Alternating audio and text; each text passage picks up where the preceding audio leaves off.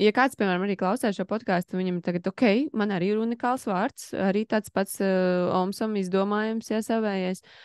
Kas ir jādara fiziski? Kur var iet, kur var pieregistrēt, vai to var izdarīt parasts cilvēks tā kā es, vai ir jāiet pie speciālista, un vai tās ir lielas papīra kaudzes? 3 jautājumi. Tātad, vai to var izdarīt parasts cilvēks? Vai ir jāiet pie speciālista? Iesaku. Iesaku iet īstenībā, tāpēc, ka preču zīmes, ok, mēs varam izlasīt tāpat kā likumus, tā kā es teicu, kā šahā, vai ne? Mēs varam nopirkt grāmatu un izlasīt, kā šahs strādā. Un pavisam primitīvā līmenī mēs, izdarīsim tos soļus pareizi. Bet preču zīmes teritoriāls, un, ja gribēsies aizsargāt citās teritorijās, vajag, lai viņas būtu saskaņā ar to bāzes reģistrāciju, un tāpēc bāzes reģistrācijai būtu pareizai, un ļoti bieži gadās, kad uzņēmēji reģistrē preču zīmes nepareizi, proti viņi izvēlās nepareizo logo reģistrēšanai, pieliek tu kaut kāds nevajadzīgs elements, vai tieši otrādi nepieliek vajadzīgus. Ļoti bieži gadās arī, ka tie notiek preču zīmes klasifikācija nepareizi. Tas ir tāds atkal jautājums, kas ir klasifikācija. Tātad preču zīme nereģistrē uz visu, bet uz konkrētām lietām. Pieņemsim, Apple reģistrē preču zīmi uz telefoniem, vietāluņiem, programmatūru, aplikācijām, tur ir softveres servis, softveres produktu konkrētā jomā. Bet viņi nav reģistrējuši, pieņemsim, es nezinu, tur uz marketinga pakalpojumu. Marketinga pakalpojumu varbūt arī ir, bet, pieņemsim, ir kaut kāds tur produkts, piemēram, uz tortēm viņi nav reģistrējuši. Jā, jā. Un tas, skaties, tu reģistrē uz to, kas tev ir. Tāvējo preču zīmi vajadzētu reģistrēt uz tām aktivitātēm, ko tu sniedz. Jo tas nozīmē, ka tu viņu sāc pieregistrēt, tev viņi ir 5 gadu laikā jāsāk lietot. Tieši uz to, kas tev ir reģistrēts. Citādāk tev kāds var nodzēst to reģistrāciju. Pieņemsim, ir kaut kāds valsts, kur ir cits termiņš, kurā jāsāk lietot, piemēram, Ķīnā ir 3 gadi, jāsāk lietot. Un tu nevari vienkārši paņemt kaut kādu vārdu un aizņemt visus reģistrus jau un pateikt, šito vārdu es tagad nevaru lietot. Nevar būt kā suns uz siena kaudzes, kas pats nēd un citiem nedod. Ja, Jā, tad, jā. ja tu gribi lietot, tev arī viņi jāpiereģistrē pareizā teritorijā. Un, jo rekā ir, ja tu nepareizi uzrakstīsi tīri to preču sarakstu, gramatiski nepareizi vai stilistiski nepareizi, vai kaut kā tā nepareizi, tas nekas. Tev atnāks atpakaļ no iestādes vēstule, Rekim, tas ir nepareizi, tas lūdzu izmainīt. Ja? Bet, ja tu pēc būtības uzrakstīsi nepareizi, tev tā preču zīme būs tā kā nekam. Pieņemsim, ja man ir bijis gadījums dzīvē, kur uzņēmums, lai ietaupītu naudu, izdomāja pats pieredzēt preču zīmi uz, tas bija apģērba zīmols, viņš pieredzēja preču zīmi uz šušanas pakalpojumiem. Bet viņam vajadzēja reģistrēt uz apģērbiem. Ja, jo viņš viņu drukā uz apģērbiem. Bet ar to sanāk tā, ka viņš viņu pieredzēja šūšanas pakalpojumu, jo viņam liekas, tā kā pēc nāca klasifikātors nodarbojas ar šūšanu, jāizšūja apģērbus, un sanāk nepareizi. Un ja sanāk konflikts un kādam ir preču zīme uz apģērbiem tieši tāda pati, tā kā uzdrukāt vai tur logo un tam līdzīgi, jā, un tev ir šūšanas pakalpojumiem, tās ir pilnīgi dažādas darboties, jomas. principā. Jā, jo tāpēc, ka patērētājs, ja viņš meklē šūšanas pakalpojumus, viņš iet raksta šūšanas pakalpojumi un nosaukums, vai ne? Bet, ja tie veikalā meklē apģērbus, tas ir pilnīgi kaut kāda cita kategorija. Un tas sanāk, ka tas ir nekam. Man meita tā saka, tas ir nekam.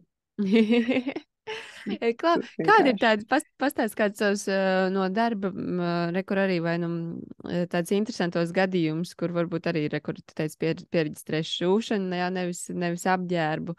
Kas ir tāds interesants gadījies, ar ko tu sastopies? Parasti, tad, kad nonāk līdz reģistrācijai, interesants ir tad, kad nepiereģistrē laicīgi visas tās problēmas. Ir bijis gadījums, kad startupiem viņi aiziet uz inkubātoru, noprezentē savu zīmolu, noslēdz līgumus ar kaut kādiem sadarbības partneriem ārzemēs, un tie partneri paņem viņu zīmola vārdu un piereģistrē. Visu viņiem tā sadarbība nevedās, un viņi vairs nevar dabūt savu vārdu atpakaļ. Un viņi teorētiski, pat ja viņiem ir visādi pierādījumi, ka viņi to vārdu ir izdomājuši, ka viņi bijuši tur inkubātoros, ka kur viņi tur ir nezinu darījušies, tu vienkārši tev nav kapacitātes, lai attiesētos. Pirmkārt, tas ir laiks, otrkārt tā ir nauda, treškārt tā ir cita valsts un teritorija, kur tev jāalgo vietējais advokāts, jātulko visi dokumenti un jāmēģina pierādīt negodprātīgs nolūks. Tā ir tāda, sāpīga tēma, ļoti, ļoti sāpīga tēma. Tā ir, ka tu esi tajā vārdā ieguldījis daudz laika un enerģijas. protams, ir arī otrs, nav jau nevienmēr visi ļaunprātīgi. Dažreiz tas gadās netīšām. Paņemsim, tu uztaisi foršu kafejnīcu, izdomā stilīgu nosaukumu, kāds iet garām, ierauga, iedvesmojās, viņam patīk. Viņš pēc tam aizmirst, kur viņš to redzējis, un viņš izdomā uztaisīt savu kafejnīcu.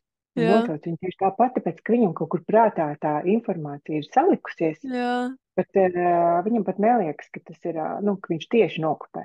Un viņa kafejnīca varbūt ir nedaudz lielāka, veiksmīgāka, vai viņam ir vairāk naudas, un viņš uztaisīs, tur nezinu, pieregistrē pa visu Eiropas Savienību, jā.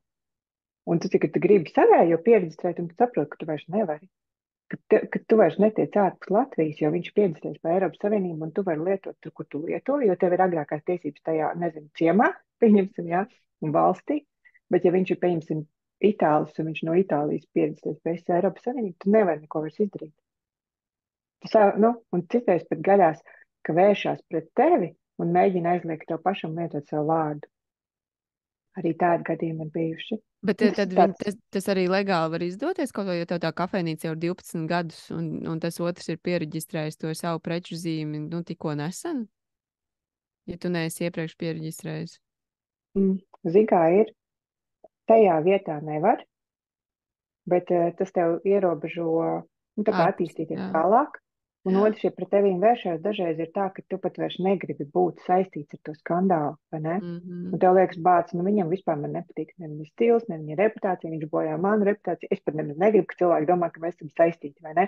Un tu vienkārši domā, nē, ko lai dara, jātais rebrandings. Jā.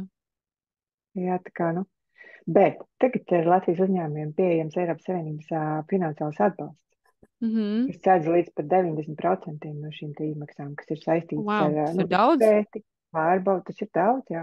Beigsim, izpēti, pārbaudu stratēģiju un tāda kā, arī konsultācija, kur tev vienam izstāsta tieši tavu situāciju, ko tev reģistrēt, ko nereģistrēt, kādās valstīs, kādā secībā, ko pārbaudīt, kas ir risks, kas nav risks, jā. Šāda konsultācija maksā 700 eiro, un Eiropas Savienība atmaksā 90%. Un tas sanāk, ka 70 eiro tu dabū savējo intelektuālu īpašumu stratēģiju. Jā. Un reģistrācijai 75% atmaksā preču zīmēm un dizaina paraugiem. Jaudīgi. Jā, jā. Un tas vēl būs tā kā šogad līdz 8. decembrim. Bet ir arī tā, ka pagājušajā gadā, pieņemsim, arī tā programma bija, un viņa beidzās jau oktobrī. Kā bija rekrutīts līdz 13. decembrim, bet bija baigi daudz pieprasījumu, jo tur piedalās visas Eiropas Savienības dalībvalstis. Katra ir citā apmērā, bet tālāk. Šitas ir nevis jāliek aiz auss, bet jāiet reģistrēt. Jā, Nē. zini kā, ja nopietns uzņēmums ir, un tu redzi, ka tev ilgtermiņā tas vārds būs, uz kā tu būvēsi savu biznesu, reputāciju, mārketingu. Vienmēr cik mēs daudz naudu ieguldam reklāmā, mārketingā, mājaslapās, vēl kaut kur. Un mēs aizmirstam izdarīt tādu vienu pamatlietu, kā aizsargāt to pašu vārdu, uz ko tiek būvēta tā impērija. Jā.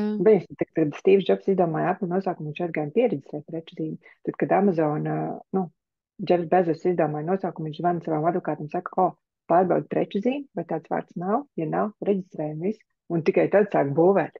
Bet mēs vienkārši, nevis mēs, bet 90% Eiropas Savienības mazo vidēju uzņēmumu dara, un tikai tad, ja ir problēma, domā, ko darīt.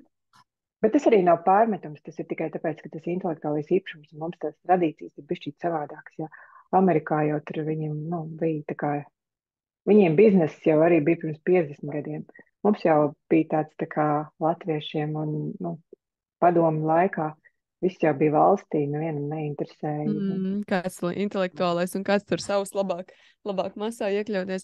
Bet, Klau, mums sanāk, mēs pieregistrējam, viņš mums uzreiz ir pa visu Eiropas Savienību, vai kā? Atkarībā no kādu teritoriju izvēlēs. Reģionu teritoriju izvēlas Latviju, Eiropas Savienību, Ameriku, Ķīnu, Austrāliju, katru, principā tu izvēlēs, kurās teritorijās tu gribi. Un tad atšķirībā no tā, arī tur ir kaut kas atšķirās noteikumos un arī maksās un visās tajā? Maksā atšķirās. Jā. Ir tā, ka noteikumi ir diezgan līdzīgi. Preču zīme ir spēkā no pieteikuma datuma. Nevis tad, kad viņi reģistrē, bet no tā datuma, kad viņi piesaka pēc reģistrācijas. Un viņi ir spēkā tajās teritorijās un no tām precēm un pakalpojumus, kur viņi ir reģistrēti, un 10 gadi. Un tad viņi var atkal atjaunot, un tā bezgalīgi kā Coca-Cola veidot impēriju. caur gadsimtiem, Jā. aizsargājot to savu vārdu. Mhm. Nu, un grants palīdz atmaksāt Latvijā un Eiropas Savienībā 75% no oficiālajām nodevām un starptautiskā līmenī līdz 50%. Mhm. Jaudīgi.